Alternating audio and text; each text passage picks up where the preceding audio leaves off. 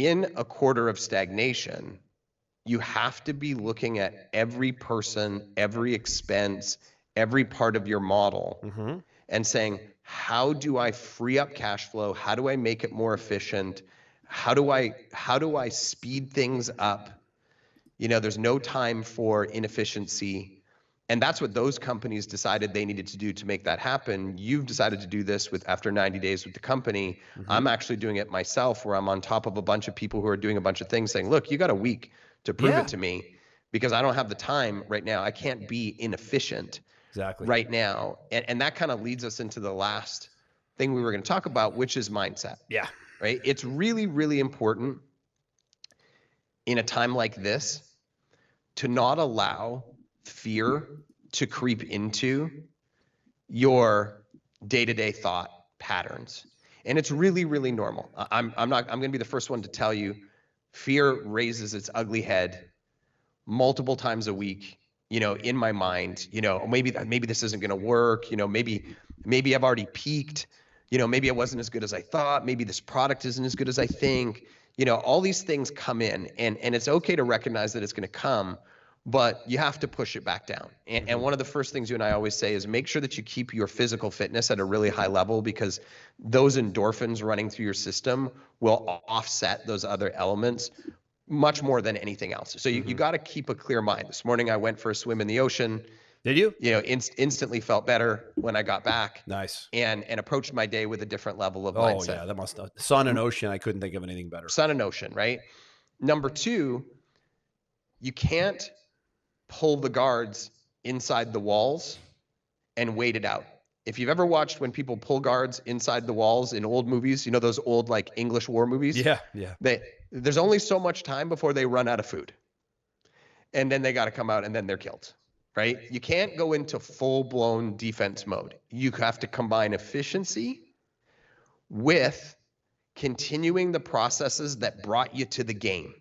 You can't just eliminate them and say, well, for example, I'm not spending any more money on marketing, because that is a definitive path to disaster, right? And number three is there's always somebody that's kicking your butt. I actually made a post about it in my social yesterday, Andrew. I said, somebody somewhere is kicking your butt. Study them. There's always somebody that's found an angle or found a product or found a marketing strategy or found a marketing platform or found a sales technique that is thriving in this economy. Your job as a business owner is to research and find those people and figure out what they're doing differently than you, so that you can model them in your own business, because it works. You don't have to invent the wheel. You just have to find the wheel that's rolling. Right? And we're going to talk about it a little bit more in the next episode, 3 to 5 of our favorite spy tools, where you can actually look at exactly what businesses are doing right now, and you can say, ooh, I never thought of that, or they're doing that differently than me, or I need to implement that as well.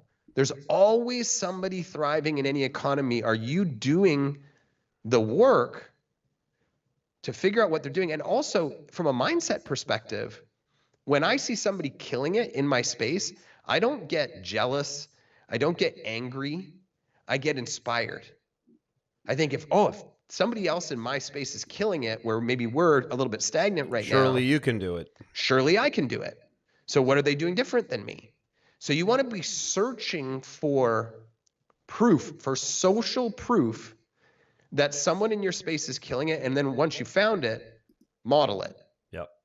Because there's something that's working for them right now in your space. Yeah. And you don't have to steal it, swipe it, plagiarize it. You model it.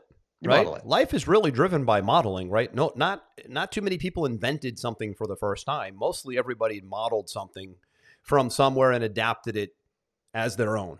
Correct. Right. And I think that creates a lot less friction as well. If you want to go out and recreate yourself, recreate your career, start a business, become a sales professional somewhere, you don't really have to reinvent the wheel all that much, but you do need to put your own specific spin on it, and you do need to make it yours. And we've talked many times about unique selling proposition, right? We have a whole chapter in our new book, Revenue Multipliers, on unique selling proposition. So that's really the lift is, how do I make it unique to me, but not necessarily have to recreate it from scratch? And you're right, those tools that you see every day as a marketing agency owner are tools that you bring to the table for your clients to say, hey, what are some of the best offers out there doing so we can adapt it to your business model, your company, your product line?